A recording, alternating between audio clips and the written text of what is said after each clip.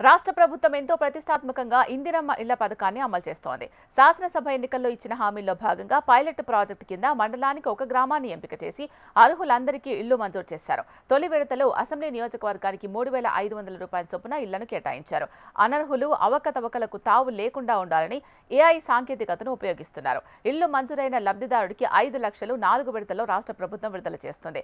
శనివారం నాటికి యాప్లో అప్లోడ్ చేస్తే సోమవారం రోజున నిధులను బ్యాంకు ఖాతాల్లో జమ చేస్తారు. నిధుల విడుదల దశలను గృహ నిర్మాణ శాఖ చౌటుప్పల్ ఏఈ రజియోద్దీన్ ఈ మేరకు వెల్లడించారు. లబ్ధిదారుడు ఇల్లు నిర్మించే స్థలంలో ముగ్గు పోయగానే కొలతలు వేసి ప్రభుత్వం రూపొందించిన ప్రత్యేక ఇందిరమ్మ ఇంటి యాప్లో ఫోటో తీసి అక్షాంశ రేఖాంశాలతో జియో ట్యాగింగ్ ఇస్తారు.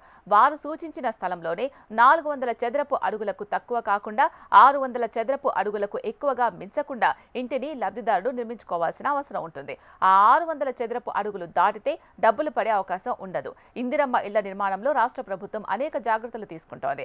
ఎక్కడా కూడా ఎలాంటి అవినీతి జరగకుండా సాంకేతికతను వినియోగిస్తూ ఇంటి నిర్మాణాలను చేస్తోంది. దశల వారీగా ఇందిరమ్మ ఇళ్లకు డబ్బుల చెల్లింపు కార్యక్రమం చేస్తున్నారు.